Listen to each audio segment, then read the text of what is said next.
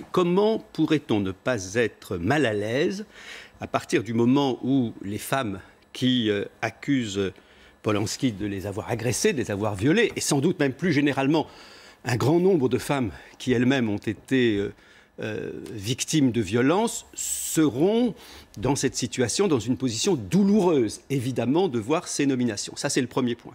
Le deuxième point, c'est que, au-delà des actes qui lui sont reprochés, Polanski a commis une faute, je dirais, inexcusable. Dans son dossier de presse, notamment, il compare l'affaire Dreyfus à l'affaire Polanski, ce qui est absolument impossible. Cela étant, le film J'accuse est un bon film. Je l'ai vu et, sauf erreur de ma part, à part les manifestations qui ont pu avoir lieu ou certains retraits ici ou là du film, la question de la censure, de l'interdiction ne s'est jamais vraiment posée. Un film, d'ailleurs, c'est une œuvre collective et personne ne voit effectivement un scandale à ce que Dujardin soit, par exemple, nommé meilleur acteur pour J'accuse.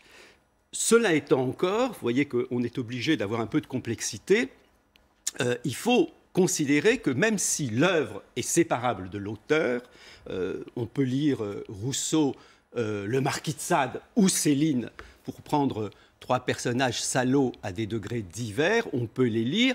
Cela dit, une œuvre n'est pas totalement indépendante de son auteur. Elle ne peut pas considérer l'œuvre qu'elle mène sa vie. Je vais prendre un exemple, puisque j'ai cité trois noms, Rousseau, Sade et Céline. Est-ce que vous imaginez qu'on délivre le Goncourt à Céline en 1945 pour Voyage au bout de la nuit, qui est un livre formidable? Pas une seconde, on l'aurait fait. Alors, le livre est paru un certain nombre d'années avant. Donc, ce qui serait certainement le plus malvenu, c'est que Polanski soit considéré comme le meilleur réalisateur et que son film soit considéré comme le meilleur film. Ça, je pense que c'est César, c'est pas possible de les lui décerner.